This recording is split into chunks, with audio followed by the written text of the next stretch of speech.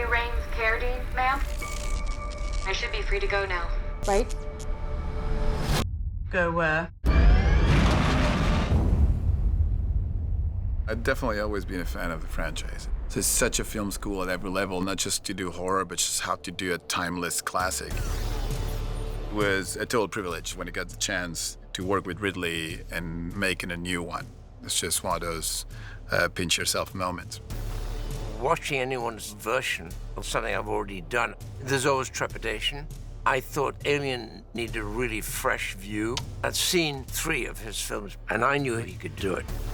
Several years ago, Fede approached Scott Free with an idea for a new take on the Alien franchise. That take was developed, and with Ridley's guidance, Fede began to work on the screenplay. It was 3 years ago now when we had the first conversation with Ridley about it. He was actually the first one to see it. I didn't show it to the studio, I didn't show it to anybody, and it was like, as soon as it was done, it was like, okay, the first thing we do, we said to Ridley, I make horror movies, so nothing scares me a lot, but I was terrified of like showing Sir Ridley Scott my version of Alien. I was super happy, obviously, that you enjoyed the movie. I actually said you got a huge movie here. Yeah. Aliens have been a lot of things, and that's the beauty of it. Every director took it in a different direction. That's what makes it so unique and special and completely different from most movie franchises. I felt what I wanted to do was to take it back to the beginning and make it a pure horror movie again. I don't know if I've met anyone in my life who understands this franchise better than him. I mean, he knows frame by frame of every single Alien movie that has ever been made. To have that deep well of knowledge, you can sort of lean on it. Once it gets really close, you see it, but it was there all the time. Right. Fede Alvarez is one, if not the best director at the moment working in the horror space. Oh my God. He's a director that cares about great characters, great stories, the nuance of telling stories in this space. When you look at Evil Dead, you look at Don't Breathe, and you look at an Alien franchise, as a fan, you really feel that this is a good fit. This is his like forte, kind of horror and creating suspense. And he's a master of it. The hallway temperature is now equal to your bodies, so the creature should not be able to see you. Fede is a veteran for creating suspense, horror, tension. Panic will spike your temperature and you'll be exposed. Now, stay calm and stay quiet. He's so specific in everything. Zoom goes in action. Character, the emotional moment, the frame, the camera movement. It's the other thing about Fede. He does everything himself. He does rely on the crew to help him with his vision, obviously, but he's a unique filmmaker that he is an all-rounder.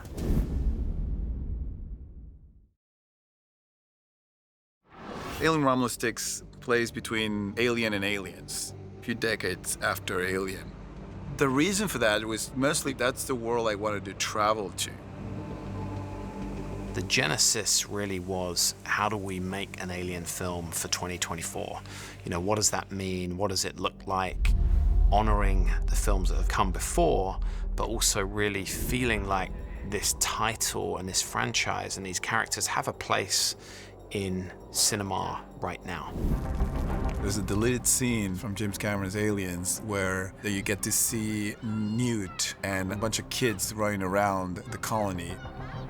And I remember seeing that and thinking, wow, what it would be for kids that age to grow up in a colony so small where there's nothing to do. And I was imagining what would happen with those kids when they become teenagers. So, Ray, long time no see. You're looking at young kids who are living in an environment that's not sustainable, who are fighting for their lives. You need to wake up, because this company are not going to give us anything. You know that as well as I do. We have to take it. It's not about reproducing the stories, not reproducing the characters necessarily. It's truly about reproducing the emotions that the best versions of these films had given you. It was a standalone story that you didn't need to know what had happened in other Alien movies, but at the same time, there's references that made it real fun, I think, for people who are true Alien fans. He's sprinkled Easter eggs all across the whole film.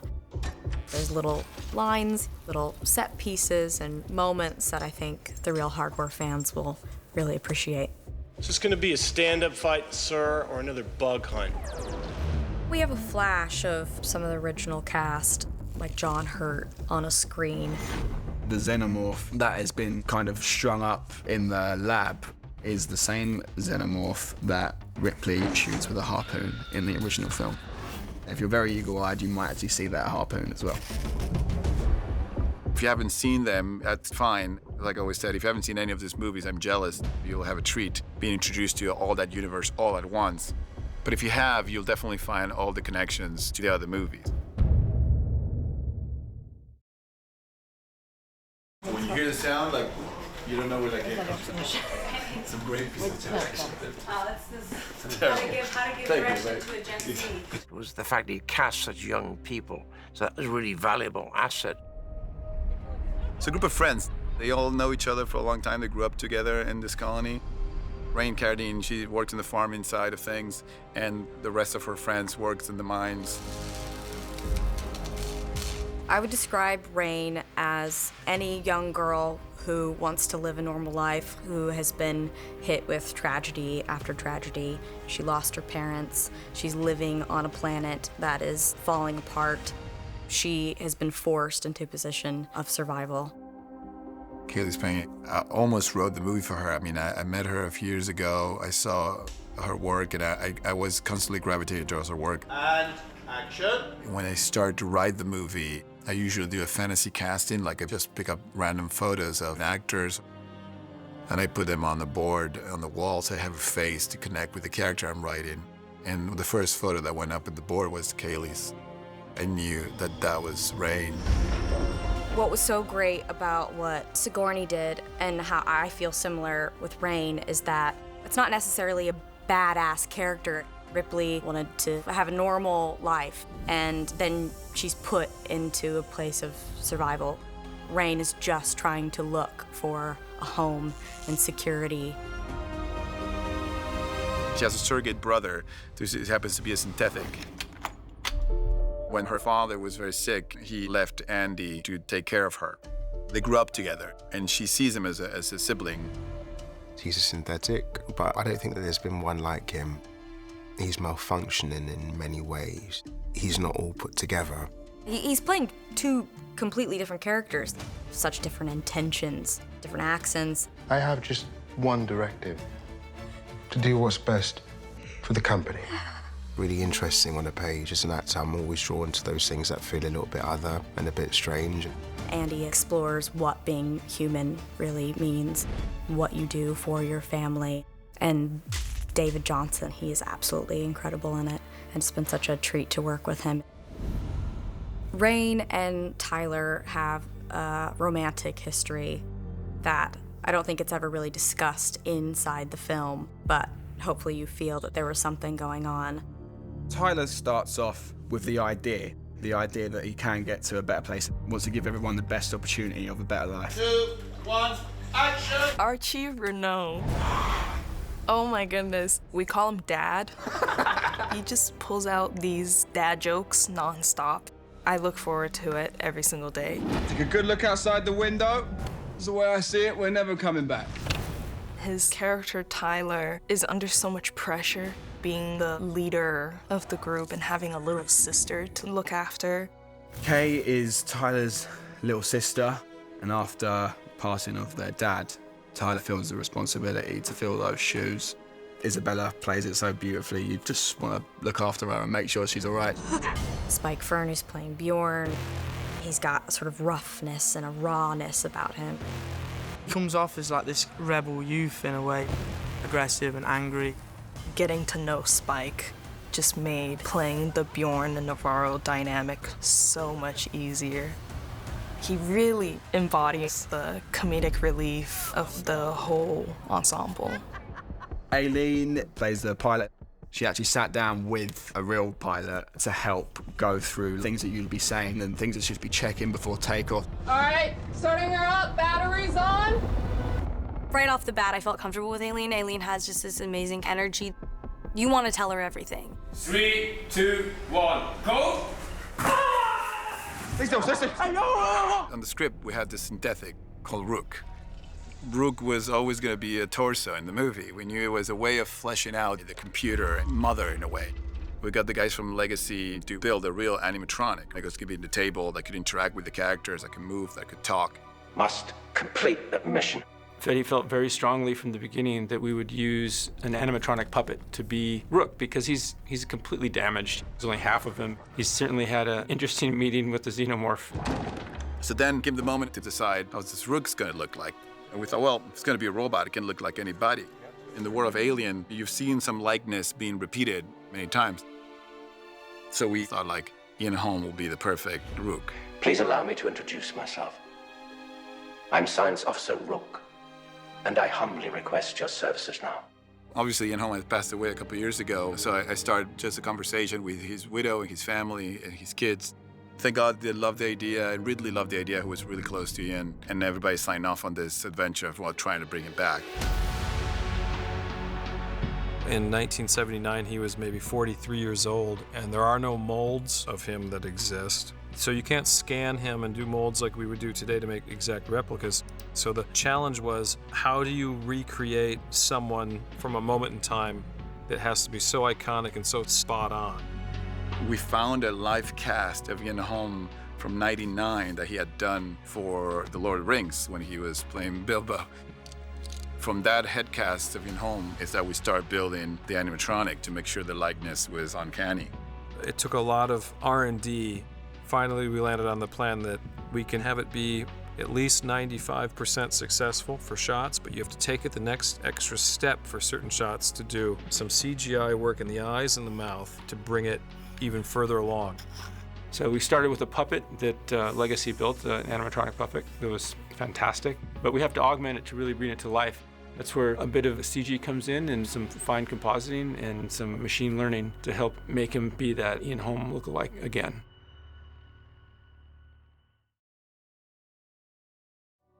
Those original movies are so grounded and so practical in their approach that I knew in order for this to be scary, it needed to be gritty and real and grounded.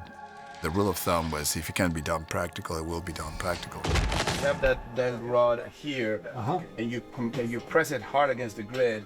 It's a very stable point. Otherwise, it will be all wobbly, and there's no CG grid that I can add there to make it work. Everything apart from the colony exterior is built on stage. So the Corbellin's built on stage.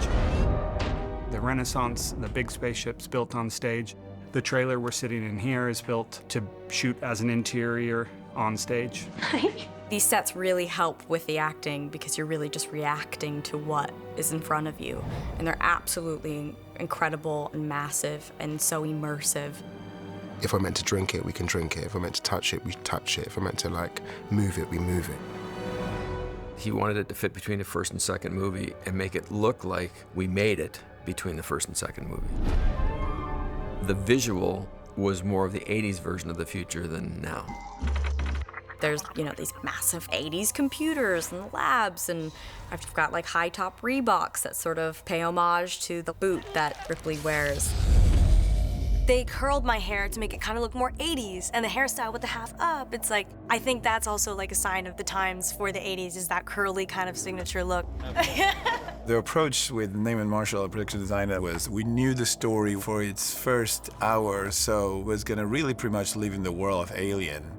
It's a tough challenge to design into the pocket of something else. We didn't want to create a new version of it. So deep research dive into Alien and Aliens, many screen grabs of textures and colors and shapes.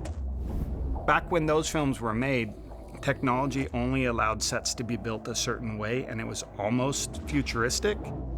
Nowadays, you can design anything you want, push print on a 3D printer or a CNC machine. It comes out however you want it. So Fede and I really wanted to make sure that we weren't just doing something that you could press print. It was really fun to kind of step in and be like, wait, I'm in a spaceship, but it's the 80s? When we first started talking about the concept of the Renaissance, we really loved the Remus and the Romulus story. breaking the ship in two parts and giving a difference in style slightly. So the Remus we're modeling more off of the Alien film that's a little bit more dark and maybe eclectic with a bit more use and aging.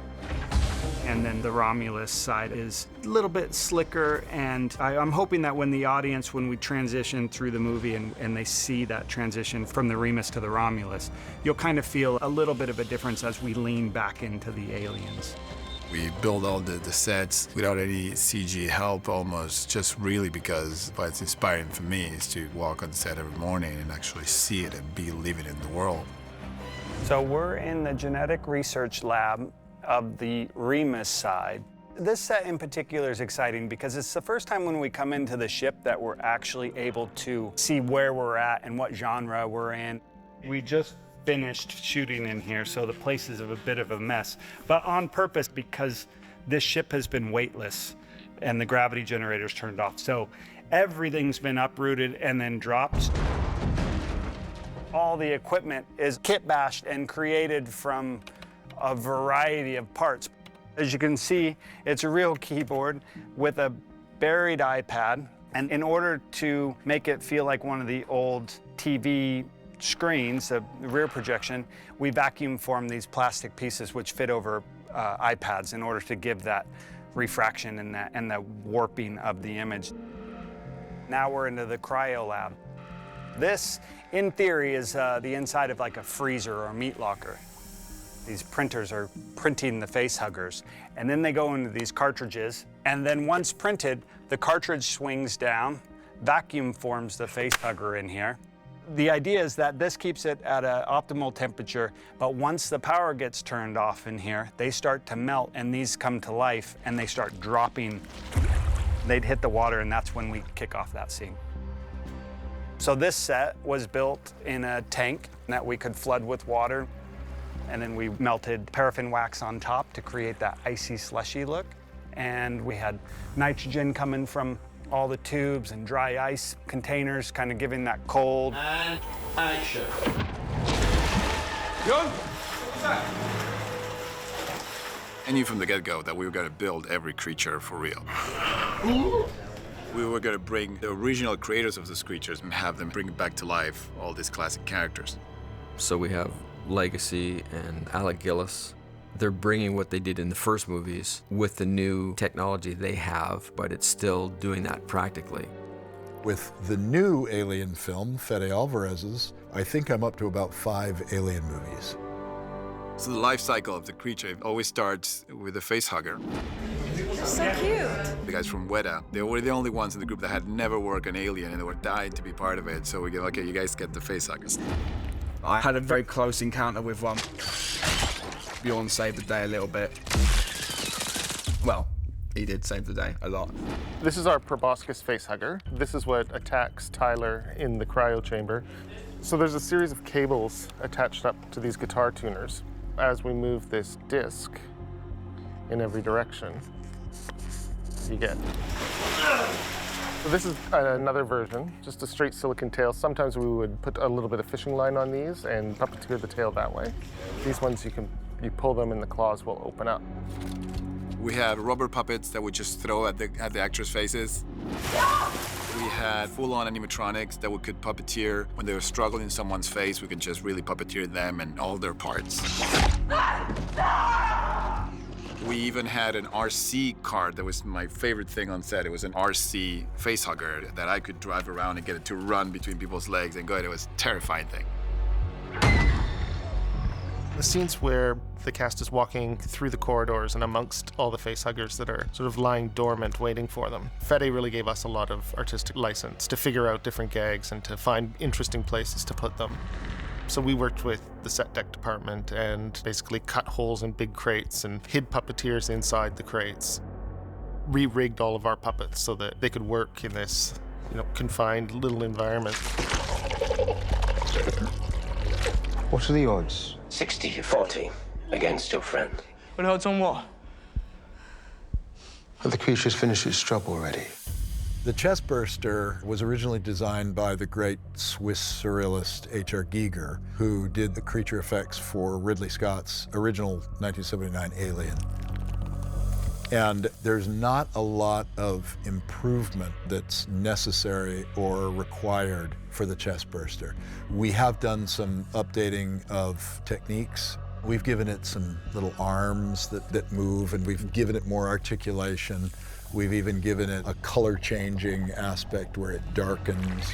Generally speaking, what we tried to do was create a very organic version of the character, translucent and muscular. I would love to see the bones popping up on the Lucas shot. There you go. Fede wanted to see it bursting at the rib cage and then crack the sternum open and then work its way out almost as if it's exhausted, and also have a birth sac around it that kind of tears and peels back.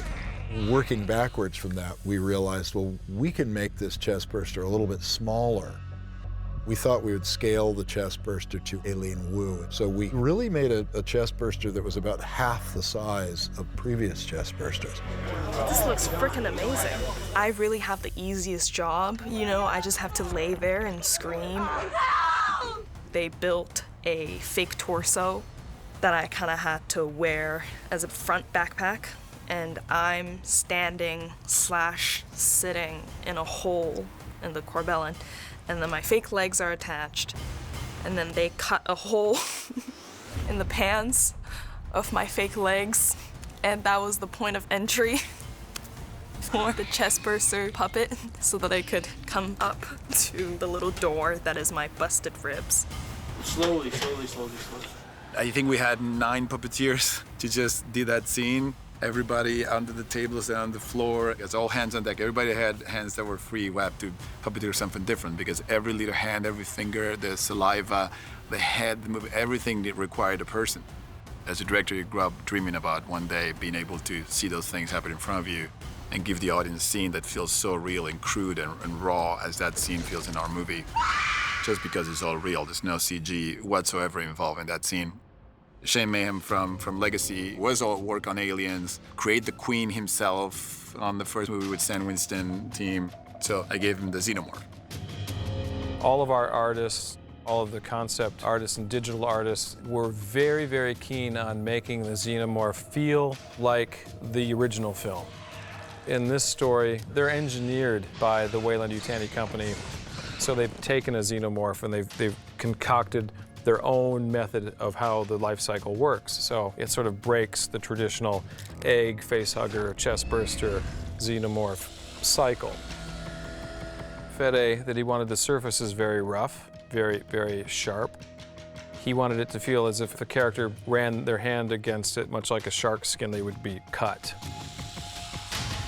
The translucent dome, there's kind of like a vertebrae understructure, is like really remarkable just to see all that structure in there, backlighting the character. And with the new anatomy, the kind of more spindly anatomy, I think made a more unusual looking Xenomorph. Wow, I want nails like this. It's beautiful, it's like shiny. As far as the animatronic component of these goes, we have a full-size, fully robotic animatronic puppet of what we call like the hero Xenomorph character.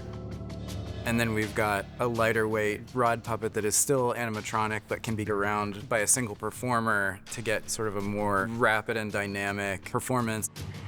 We have several animatronic heads that our suit performer Trevor can wear on his suit.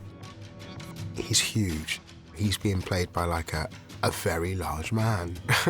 Which is funny because that's exactly what Ridley did with Alien 1. And going back to those basics feels very authentic to the franchise, but also like scary because he can run. There were lessons that I remember from the James Cameron film. We were constantly putting, drool and slime on the mouth, and with gravity, it runs away. Diego was tasked with making a drooling mechanism. The drooling stuff's pretty simple. It's just these pumps, and I just added some wireless controls to it. We could just kind of hide it anywhere and put it wherever it needs to be and pump drool on demand.